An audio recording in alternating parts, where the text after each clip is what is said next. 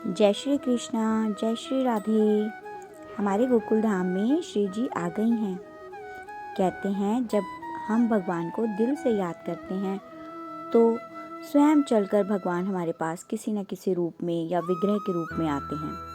कोई कहता है विग्रह भेंट नहीं करनी चाहिए या विग्रह किसी से लेनी नहीं चाहिए, लेकिन अगर आपके भाव शुद्ध हैं तो किसी न किसी विग्रह के रूप में ही भगवान आप तक आते हैं। यदि आपके घर में भी किसी भेंट स्वरूप भगवान आए हैं तो आप अपने आप को सौभाग्यशाली माने और आज से ही दिल से उनकी सेवा कीजिए और फिर चमत्कार देखिए। जो लोग अपने घर में विग्रह को हृदय से विराजमान करते हैं, उनकी सेवा करते हैं, तो जो सुकून उस परिवार को महसूस होता है, ये आप उन्हीं से पूछ सकते हैं। इनके आने के बाद शायद ही घर में किसी चीज़ की कमी महसूस। और आज हमारे गिरधर की वृंदा विग्रह के रूप में हमारे गोकुल धाम में विराजमान हो चुकी हैं, जिनके आने से हमारा गोकुल धाम चमक उठा है। मेरी तो सारी परेशानियां अब मेरी वृंदा ने ले ली हैं। उनके आगमन की वीडियो मैं आपके साथ शेयर कर रही हूँ। आशा करती हूँ कि आप सभी को अच्छी लगेगी। हमारी लाडो रानी के हमारे गोकुल धाम में आने की वीडियो। हम सभी बहुत सौभाग्यशाली हैं। सबसे पहले हम इन्हें लेकर आए, फिर हमने येलो कपड़े से इनकी आंखें बंद कर दी थी। हमने एक दिन इन्हें चावल, एक दिन सब्जी, एक दिन फल, एक दिन पुष्पों और एक दिन मेवे में रखा। और मेरा मानना तो यही है कि प्राण प्रतिष्ठा तभी होती है जब हमारे मन में शुद्ध भाव आता है, जब हम सच्चे मन से पूजा करते हैं, रोज भोग लगाते हैं, बड़े प्यार से इनके साथ बातें करते हैं और अपने दुख किसी को ना बताकर सिर्फ इन्हें ही बताते हैं, तब जाकर हमारे विग्रह में प्राण प्रतिष्ठा होती है। आप अपनी इच्छा अनुसार कर सकते हैं। आप एक एक घंटा भी रखकर इनकी प्राण प्रतिष्ठा की जा सकती है। प्राण प्रतिष्ठा पुजारी के द्वारा ही कराई जाती है, किंतु मैंने प्राण प्रतिष्ठा स्वयं ही की है। बहुत से लोग पूछते हैं कि आप इन फल, सब्जियों व अन्य चीज़ों का क्या करती हैं। तो आप ये सभी चीज़ें दान भी कर सकते हैं या फिर भोग बनाकर प्रसाद स्वरूप अपने प्रियजनों को भी बांट सकते हैं। मैंने भोग में ही इस्तेमाल किया है सभी चीज़ों का। मैंने ढकने के लिए लाल रंग के कपड़े का इस्तेमाल किया है। आप भी कोशिश कीजिएगा जब भी प्राण प्रतिष्ठा करें तो लाल रंग के कपड़े का ही इस्तेमाल करें। यदि आप 5 रंग के फूल, 5 तरह के फल, 5 तरह की सब्जियां यूज़ करते हैं तो वो बहुत ही शुभ होता है।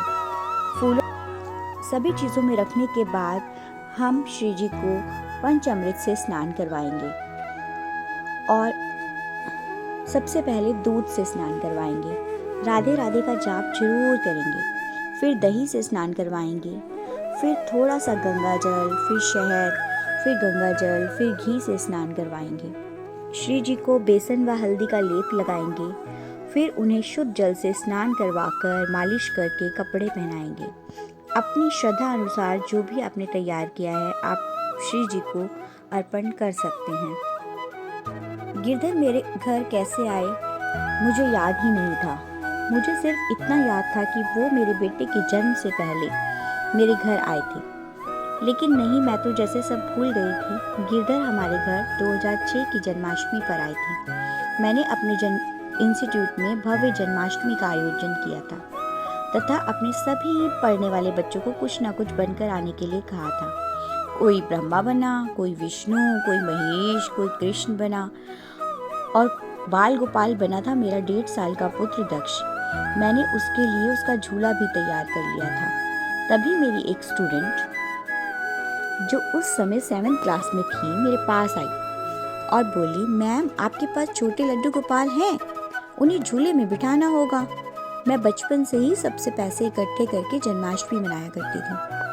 आप में से बहुत सारे लोग ये बात जानते हैं। तब हम किसी न किसी के लड्डू गोपाल लाकर उन्हें झूले में बिठाते थे। मैंने अपनी स्टूडेंट को बोला, मेरे पास लड्डू गोपाल नहीं है। तो उसने कहा, मैम आप चिंता ना करो, मैं लेकर आती हूँ, मेरे घर में है। तो थोड़ी देर में लड्डू गोपाल जी को सजाकर ले आई। लड्डू गोपाल बहुत छोटे से, शायद 1 नंबर के होंगे। जब वो मेरे घर आए तो मेरी आंखें उन्हीं में बस गई। मन ने कहा तुम वापस नहीं जाना। अगले दिन ट्यूशन में मैंने अपनी स्टूडेंट को बोला कि अपने लड्डू गोपाल वापस ले जाओ, लेकिन उसने बोला मैम हम 15 दिनों के लिए पंजाब जा रहे हैं, तब तक आप इन्हें अपने पास रख लो, मैं वापस आकर ले जाऊंगी। 15 दिन बाद जब वो वापस आई तो मैंने फिर उससे कहा कि अपने लड्डू गोपाल वापस ले जाओ, लेकिन फिर वो उन्हें कोचिंग सेंटर में ही भूल गई। 2007 में किसी कारणवश मुझे शादरा से शालीमार गार्डन शिफ्ट होना पड़ा और 2010 में हम वापस शादरा आ गए। तब तक लड्डू गोपाल जी के साथ एक रिश्ता सा बन गया था। फिर 2017 में पता नहीं वो कहाँ से अपनी मम्मी के साथ वापस आई और बोली मैम हमारे लड्डू गोपाल दे दो। मैंने उनके लड्डू गोपाल बड़ी श्रद्धा से उन्हें दे दिए, उन्हें चाय नाश्ता भी करवाया, किंतु इस बार भी जब मैं रात का खाना बनाकर कमरे में वापस आई तो देखा लड्डू गोपाल वैसे ही बैठे थे। आज तक वो पलट कर नहीं आई, शायद आए भी ना। लेकिन अगर वो ये वीडियो देखे तो मैं उन्हें अब यही कहूँगी कि ये मेरे गिरधर है और अब इनकी श्री जी हमारी वृंदा भी आ चुकी हैं हमारे पास। अब ये गोकुल धाम में ही रहेंगे। सुना था प्रभु स्वयं आ जाते हैं अपने भक्तों के कष्ट हरने उनके घर, और मैं इतनी मूर्ख थी, इतने सालों से प्रभु के प्यार को समझ ही नहीं पाई। सबको कहती थी कि मुझे ऐसे लगता है कि हर पल कोई मेरे साथ है।